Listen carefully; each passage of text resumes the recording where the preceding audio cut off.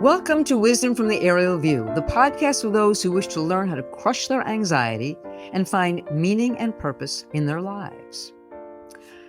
The name of this program is called Wisdom from the Aerial View, the superpower that can change your life and this world. How are you this morning, this afternoon? Dr. Klein, what's new? Oh, I'm great. Everything's cool. It's great to see you, as always. It's great to be seen. You can always tell whenever I see you, I get a smile. Oh, I like that. Oh, okay. Let's talk about smiles. In fact, let's talk about laughter today. Because in the old days, there was a Reader's Digest. I don't even know if Reader's Digest still exists anymore. I think it still does. Does it? Okay. And they had this in the beginning of every Reader's Digest. It said, laughter is the best medicine. And then I'm looking at your wonderful book called Wisdom from the Aerial View, and you have a chapter called Lighten Up. And I want to talk about that today. I want to read from it. And you had no idea I was going to do this, but that's okay. I had no idea. I know. But I'm laughing. That's good. You're laughing. Okay. You said, and I quote, "What is fair game for laughter? Everything except a short list. Loss, war, terrorism, poverty, injury, and disease, especially in children. Cruelty, violence, and brutality. Are we permitted to make fun of others? Yes, as long as the intent is to generate smiles and not to disguise one's intention to harm a person or a group. Humor today is a mess. Comedians are afraid to say anything.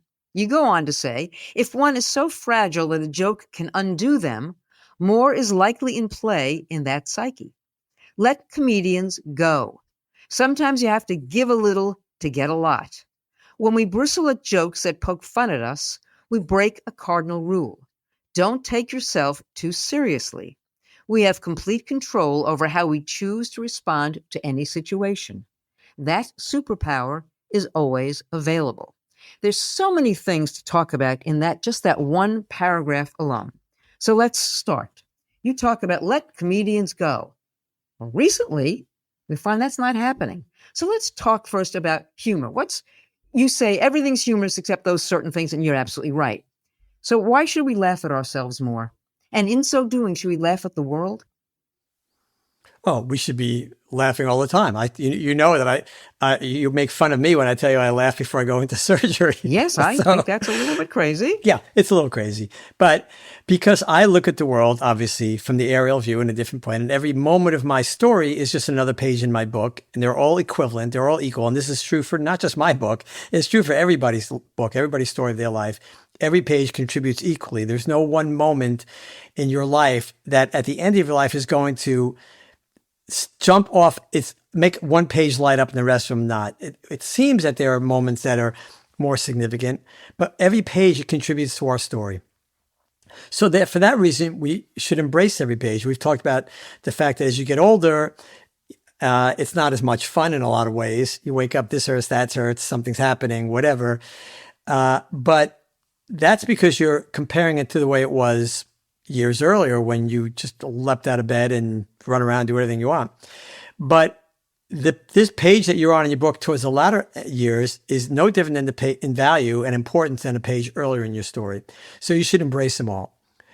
Because of that, then most things that happen are kind of funny. Now, I have, as an observer, because in the aerial view, you have to become that independent, detached observer. So you're watching yourself as if you're watching somebody else. Yeah. So I think I don't know if I ever told you this story. I was in college at this point. We had left high school, and I was working at the beach, Atlantic Beach, close to our houses, where I worked every summer for many years. And there was a girl, I'm going to guess I was 18, and she was probably 16 or 17. And this girl was beautiful, right? And I think we were 3 years ahead of her. So I don't think we were in high school at the same time. We left and because I was, as you know, I was the youngest person in our class or just about. Anyway, so even though she wasn't in high school when we were there, and now I was in college, we were only less than 2 years apart in age. Very, maybe 20 months apart in age. Nothing when you think about it, right? Mm-hmm. But at that point, it's a big deal. Anyway, this beautiful girl. And I had such a crush on her. And she'd been going out with a guy I knew, and he broke up with her for some ridiculous reason, which I didn't ever think he was the smartest bulb in the lamp, right? He wasn't the brightest bulb in the lamp, but this proved it to me, right? Anyway, but I'm thinking, she's not going to pay any attention to me. Even though I'm older, I'm now in college, forget it. I don't have, this is out of my league.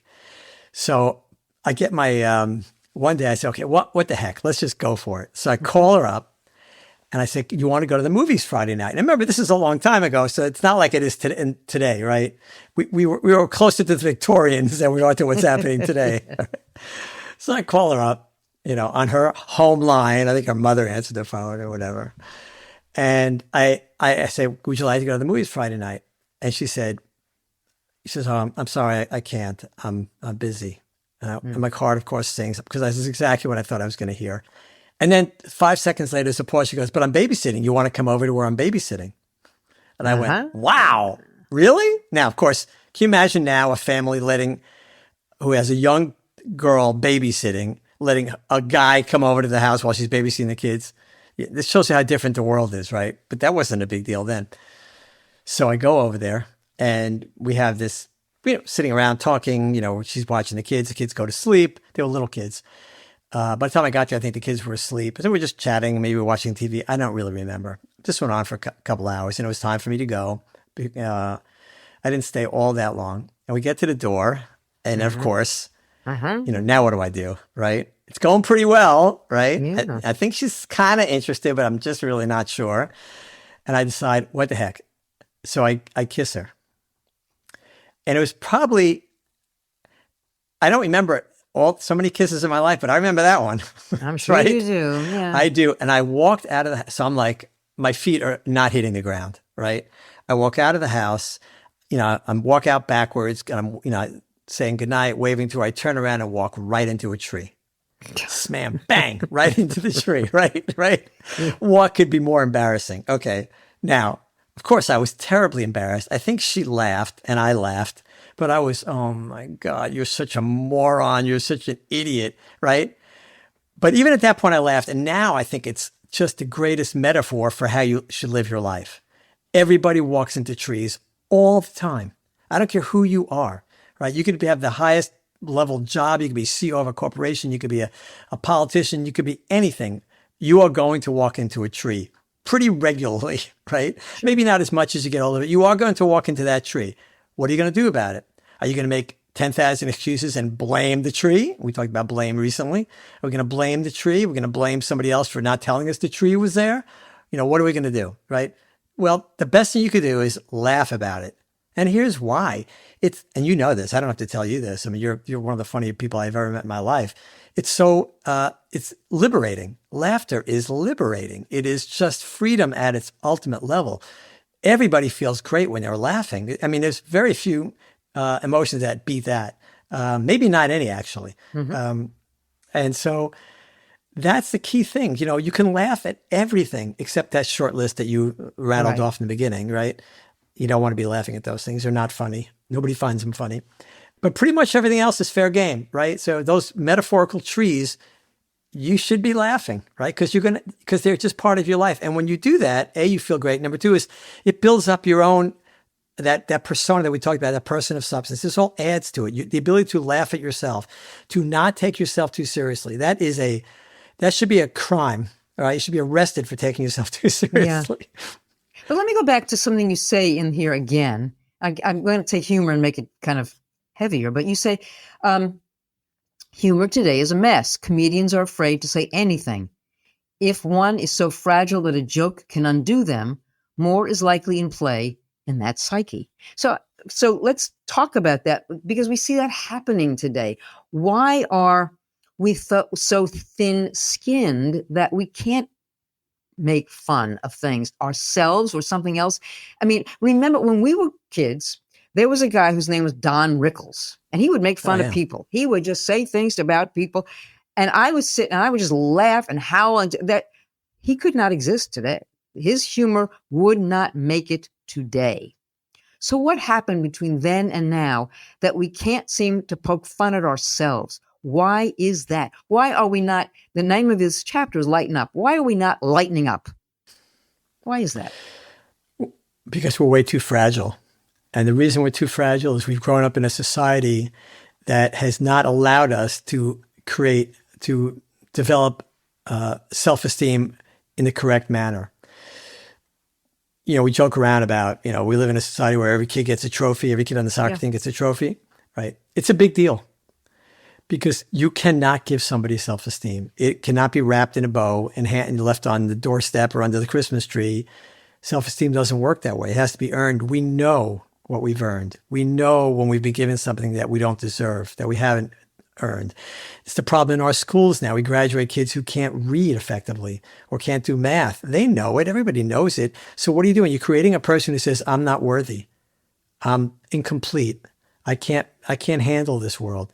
So I'll either kill myself, which suicide is at a high rate, very well, or I'll hurt somebody else so I can, make something, I'll be a big man. I'll make something more of myself. So this idea of fragility is because we haven't developed the self-esteem we need. There's no shortcut to self-esteem. It comes mostly through accomplishments. You have to do things of significance. You have to start from scratch and build something, learn something, make yourself skilled at something. That's where self-esteem comes from. And if you don't have that, then you are this fragile personality who could, as the analogy I use is as if you're balanced on a single stone and a strong wind will blow you over. You have to have a foundation where both your legs are encased in concrete, so no wind is going to blow you over, or unless it's a Hurricane 5 level wind, which will blow anybody over, that you won't get blown over. So we have not developed that self-esteem, that persona we talk about, that person of substance. We haven't developed it from childhood on. In the current generations. And we're doing them a tremendous disservice. And that's why they're so fragile. That's why you need safe spaces. And there are trigger words. Come on, right? You and I roll our eyes at this going, because we grew up and I think we talked about this, because I'm sure you were involved with this. So those of you who don't know, Enid, you probably, if you've been listening, you know how funny she is, but she's lightning quick, right? And so and she's very smart and lightning quick and funny. That's a tremendous combination. So when we were growing up, we had these rank out sessions, right? Mm-hmm. We'd insult each other. We'd stand around and just insult each other. Can you imagine that today? No, right? It wouldn't happen. Calling each other names and insulting our families and everything, right? Everything you could think about. And the person who could do it the most quickly and have that quick retort, that was the winner, right? And we all practiced and we got better at it. And, I used to joke around when I was at my office, if somebody would start with one of my colleagues would start, saying something, picking on me, which I could care less about. But I would look at him and go, you really don't want to go down this road because I'm pretty good at this. I grew up doing this, right? You're going to lose, right? So, it's fine with me. I love doing this, but I'm not sure you're ready. That kind of thing, because we're comfortable with it. But that's because we were beating around with it as kids, and we had to do things as kids. People weren't giving you stuff. You weren't good enough to make the team. You didn't make the team, right? You weren't good enough to get an A or a B. You weren't getting an A or a B, right? We got C's all over the place, right? So, C was average when we were growing up. The average grade was C. Yeah. Right? C is average. B means you do better than average, and A is you're exceptional. Well, now it's nothing like that. So this artificial self-esteem that we've doled out over the last couple of generations creates a society of people who are very fragile, and God forbid you say something that offends them, they fall apart. That's what I was talking about. But we've even taken it now to me the ultimate. If you say something that's on the air that I don't like, we can actually have you take it off of the air. I think when we're talking about things like this, I'm nervous that we're at a point in society where we are so fragile, your word, and we are, that our tolerance level is nil. So if you say something I don't like, I'm going to take you off the air. I'm not going to listen to you. Now, the beauty of it is I can turn the dial. I can actually turn you off. But it doesn't mean I'm going to replace you. I'm going to take you physically off the air, and you can't have your show anymore. We know that with Stephen Colbert. We saw that with Jimmy Kimmel. Are we so afraid of laughing at ourselves that we've gotten to a point where we're actually canceling people? And why? Why have we gotten there? Well, the irony is that we've been canceling people forever, and what you're seeing now is the reaction to that, right? We talked about this previously, overreaction. Why we have the government we have now it's always the government you have now is always a reaction to the government you had before. That's the way it works, right? So the government we had before, people didn't like the cultural things that were going on in this country, and they went way over to the other side and reacted that way. That's what happens, right? So it's not. That's why I look at this and I see problems from. I don't see one side as any different than the other. I see them as, if not totally equivalent, close enough, right? We're not going to solve the problem by blaming this on one side or the other. We have to understand that that we are not helping people develop these personalities, these psyches that can withstand these very minimal affronts, this college campus stuff, these safe spaces and trigger warnings. What? Microaggressions. The first time I heard the word microaggression, I was like, what is a microaggression? I know what a macroaggression is. You hit me with a stick, right? You threw a ball at my head, right? That's a macroaggression. What is a microaggression? Then I learned what it was. I went, oh, come on, you're kidding. We talked about this, and we talked about sticks and stones, can break your bones, and words can never harm you. What we grew up with now, words are small little atomic weapons, right? So, which is ridiculous, because if you grow up with enough self-esteem and enough become a person of substance, and you have that foundation, a strong foundation, you don't care if somebody says something to you. First of all, the microaggressions by themselves are idiotic, but even the sense that you could be triggered by a word, or you need a safe space, that's telling you you're too fragile. You're way too fragile. In fact, not only you're fragile, you're fragilissimo in Italian. You're just, way off the farm. We got to build you up. We got to put you in the psychological gym, right? And, the other thing is, we have so many people go to therapists now. And I don't want to beat up on therapists, but if you're going to a therapist and you've been with the same therapist for years, there's a problem, right? You shouldn't need therapy for years. You might need a couple little pointers to say, okay, here's how you get back on track and build that persona, build that self-esteem, become a person of substance. The things we talk about every episode in this podcast, how to control your stress and so on, how to view the world in a much more productive way, the Viktor Frankl rule, et cetera. These are the tools we need to give young people, especially everybody, but especially young people, so they don't have to worry about microaggressions and trigger warnings and safe spaces and nonsense like that. And they don't have to worry about comedians saying something that is maybe, quote, offensive to them. My personal favorite. I don't watch the Academy Awards very often. My wife likes it. So we have watched. And I don't know how many years ago it is now, 5 years ago, when Jada Pinkett Smith. Yeah. When Jada Pinkett Smith was sitting with Will Smith at that table, and poor Chris Rock made a joke about her hair, right? Because she had been in that movie. I forget the name of the movie. You know what I'm talking about. I do. No, there had been a movie of a person with a short hair. Anyway, fine. She makes this joke about her hair. It's a nothing. And Will Smith gets up and slaps him across the face, right? So you might say, if you want to call it a microaggression, I don't believe in microaggressions, but he made a joke. And instead of making a joke back and laughing, which is what Will Smith should have done, he should have laughed, right? And Jada Pinkett Smith should have laughed, because we shouldn't take ourselves too seriously. And if Jada Pinkett Smith has alopecia and is losing her hair, she should be able to laugh at that too. That's part of your life, Jada. Everybody has stuff. Some people have acne. Some people have, physical deformations. Some people lose their hair. I've lost my hair. You don't see me freaking out about it, right? So the point is that you have to not take yourself too seriously.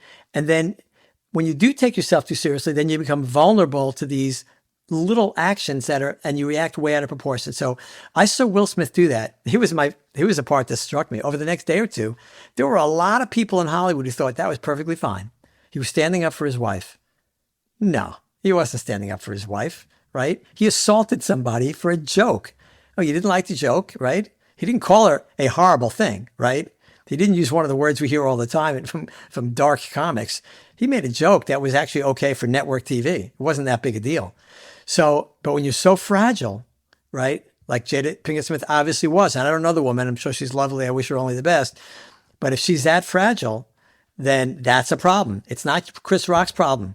It's Jada Pinkett Smith's problem. And it's obviously Will Smith's problem, right? Because he lost it, right? Well, he was the one who was fragile. I will say this, though, that I think I'll take issue with one thing. I think younger people they're the ones going to comedy clubs So they understand that we can laugh at things. They understand that we can laugh at ourselves. I think it's older people who are having problems with humor. I think people our age who say they are offended by things. I will say that You really think so? yeah, Maybe I you're right. do. I don't know. I don't know. I mean, I think younger people are going to comedy clubs.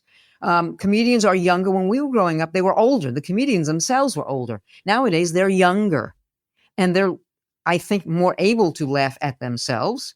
And I think it's old people who are getting offended by the younger people making jokes about culture, about race, about whatever, about sex. I looked up the definition of humor. Why do I look up definitions? I don't know, but I did. Maybe because so I can laugh at them. But this is from Psychology Today, the definition of humor. Quote, humor, the capacity to express or perceive what's funny, is both a source of entertainment and a means of coping with difficult or awkward situations and stressful events. Although it provokes laughter, humor can be serious business. From its most lighthearted forms to its more absurd ones, humor can play an instrumental role in framing societal bonds, releasing tension, or attracting a mate. So I think, Wow, which I attracting a like. mate. Yes, attracting a mate. I Well, like yeah, that. because you might be more inclined to like somebody who's got a sense of humor than one who doesn't, you know? But Yeah. I think it's interesting. I mean, the definition sort of intrigued me because humor can help us cope with difficult or awkward situations. I think that's what humor's about. I think that's why you wrote a chapter on Lighten Up. Yeah, it can. I agree with that. You know, I'm thinking we had our friend Alan Zweibel on a Right. while ago, and we need to ask him this question, what he thinks about it, because it's right up his alley since he is a comedian and a comedy writer. You know, that I'm sure that Psychology Today analysis is correct, and it's in Psychology Today, so they're going to take it to a different level. I was thinking when you're reading that, I'm thinking, well, the Three Stooges just smacked each other head with a frying pan. It wasn't that Right. deep, Yeah, right. Yeah. So sometimes humor is deeper, but most of the time it's like walking into the tree, like when I walked in the tree, or getting, or Jerry Lewis, one of those physical comics from years past, doing something silly, and yeah, it's a release. It's a release, and we all need a release. It's like I said, it's probably the single greatest emotion because you are literally flying at the moment of laughter. I remember being with my friends, some of our friends from years past, and laughing so hard, tears are coming down my cheeks, right? Sure, And sure. there is absolutely nothing better than that. It is telling you this is a great reason to be alive. Yeah, it's a And what I would release. say, It's a release, isn't it? it's that Yeah, it's that release. yeah. It's that incredible joy. It's why, you and I have talked a lot about suicide, and you know a lot about it, especially in older people. And I was talking to somebody about this recently, and they said something that I've told my kids, that people who commit suicide don't believe it's ever going to get any better or it's ever going to be any different. And the best thing I think you could do to people in that situation is show them it could be different and make them laugh. Because when you laugh, all of a sudden the darkness is gone. And one laughter it's not going to be your last laugh. I mean, Yeah. you're going to have a lot more laughs in life. You're going to have tears, like you said. You're going to have sorrow. You're going to have tough times. But that laughter's out there, right? And which is why I think you and I have talked about this. I don't know if I wrote about this at all. I'm sure I wrote about it somewhere. But I've been in funerals, and I have a hard time not laughing. I will do. never understand this. I have a hard. Well, first of all, listening to people talk about the deceased sometimes is funny. I've given a bunch of eulogies in my life, and I've always made people laugh during the eulogy because they want to, right? Because it's a tough thing to go through when you're at a funeral. So everybody loves that moment of laughter. Everybody loves it. I don't have to be so sad for 10 seconds, for a minute, whatever it is, right? So you can laugh at funerals. It's okay. You can't make fun of people at funerals. I wouldn't recommend that. But my point is not that you should be laughing at funerals, but that every event, except the one, that list that you made in the beginning that I wrote, is game for laughter. And why wouldn't you laugh? Why do you want to be mired in sorrow? If you have the option of being mired in sorrow, laughing, why wouldn't you choose laughter? Do you think it's inappropriate? Is it unfair? Is it disrespectful? Most of the time, it's not any of those things. You can respect somebody and have regard for an event that is not one of those that I listed, like terrorism or child abuse and so on. And there's always an element of there that can make you laugh. Choose laughter as often as you can. Why wouldn't you? This life is a limited time only. When you add up all the moments of your life, at the end, if you had more moments of tears than you did of laughter, that's unfortunate, right? You don't want that to happen. You want the ratio to be the opposite. You want to have many more moments of laughter than sorrow. You don't get points for being sad. You don't get points for avoiding laughter when you know it will help you and those around you, right? You're trying to make the world better for people. You're trying to help as many people as you can. I guarantee you make them laugh. That's the best thing you can do. That's why we love comedians. They're so great. People can write laughter like our friend Alan Zweibel, who can write humor. Fantastic. I think that is just such a gift from God to be able to do that, but a gift to all those people who you entertain, who you make laugh and smile. You are doing God's work on earth when you do that. So that's why you should laugh and make light whenever you can. Lighten up. I agree. And, some of our best politicians, interestingly enough, use humor. And it's a very serious business. But if you can inject some humor, and I would actually say that one of the things I believe that attracted a lot of people to Donald Trump was he was funny. I used to, in the beginning, when he was just starting out, I used to watch because for entertainment. I thought, this guy's funny. Little did I realize he was serious. But he is. Let me just say one thing. He is still funny. So while you're wringing your hands, it is also okay to laugh. That's right. Because this too shall pass, as my mother would say. This is not a forever thing. Nothing's forever. Life is cycled, right? It's a sine wave, one way or another. It's going to change. It always changing. Change is the only thing that's constant, as a matter of fact. Well, that's true, isn't it? Yeah. So it's okay to laugh at these things. It's just fine. You don't have to feel guilty. Oh, I'm laughing at Donald Trump. He's a horrible human being. No, you might not like anything he does, but it's still okay to laugh when he's funny. That's right. That's fine. Totally agree. Totally agree. Right. Yeah. So these things go so fast. I look at the clock. We're running out. I want to end my part of this. I want to back to your chapter on Lighten Up, because you wrote here, and it's interesting. You wrote, humor's strength lies in its ability to rescue us from the deepest values of our life and lift us up to a higher plane. Sorrow should never be more than a temporary emotion. It will never change a single outcome or enhance a moment of the future. Each of us is on a solo journey toward completing our mission of evolving from selfish to selfless. Taking ourselves or our situation too seriously for any extended period is an unnecessary and unpleasant distraction from our odyssey. We need not be afraid to laugh, even in the darkest of times. Humor is one of life's greatest gifts, and the opportunity to employ it to enhance our lives is a blessing. There is no reason to use it sparingly.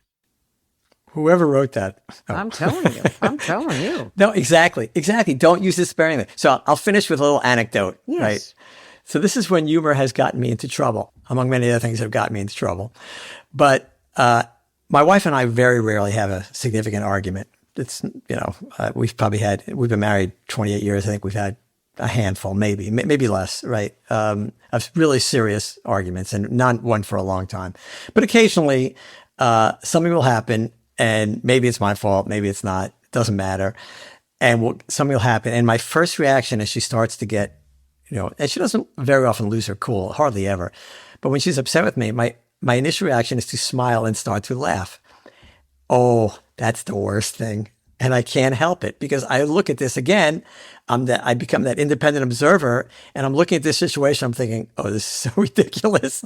And I start to laugh about it. Ooh, does that make her mad? Right. And I understand it makes her mad. And I've tried so hard to control it, but my natural inclination is to look at a situation and think it's funny. I'll tell you a perfect example. So before we were married, we were and I had 3 kids, and we got married. We have 1 child of our own together, but she's really the mother to all 4 kids. I mean, if you ask her, she'll tell you she has 4 children. She's a super unbelievably wonderful person. But, something was happening with my older kids, and there was some situation. I don't remember the situation. and it was just spiraling downward, as families often do in these situations. And I think she was having a discussion with one of the other kids, and I could see this. So what do? I make the cardinal error of inserting myself, right, in this conversation. By the end, 5 minutes later, both of them are mad at me, right? Which is fine. I'm okay with that, right? But, I've gone from trying to help to make it worse, and now they're both livid with me. So I take my dog at the time, and we go outside, and I look at him and I go, well, that didn't work out too well, did it? Right. And I'm laughing with my dog, right? Because I look at this situation, again, from the aerial view to be the independent observer and realize, okay, people are upset, people are mad, but it's funny. The whole scene is funny. If you're sitting in a movie theater or behind a TV and you're watching this family dynamic just spiral out of control, you look at it and you start laughing at these people, right? Because it's not your problem, it's their problem. So you're looking at it independently and it's funny, but you can do that in your own life, right? Now, you probably shouldn't do it when you're having an argument with your spouse. Yeah, I it's don't not a think good that's strategy. a good idea. It was a bad idea, but you understand my point. The other Sure. point is that most of these things turn out to be funny at a certain level. And the more you can laugh, the better off you're going to be. Well, I will laugh at that and say, thank you. Although I don't think you think it's funny. No, I don't think that. If you did that to me, honey. Yes, I know. No, I would, no. I don't know. I think there are times when laughter is appropriate and sometimes where it's not appropriate. So I'm with Deneen on that one. So if you're listening to this, Deneen, got you, babe. Got you back. Oh, she anyway, will. I'm sure. Yeah. And she was right and you're wrong. But who knows? Anyway, I thank you for your time. Usually, by the way, that is the case. It probably is, but don't blame her. I never blame her. Don't blame. I appreciate your time. Thank you, Doc. We'll see you next time. Yes? All right. Yes, we will. Thank you, everybody, for listening. See you soon. Peace. Bye. Bye, Enid. Bye-bye.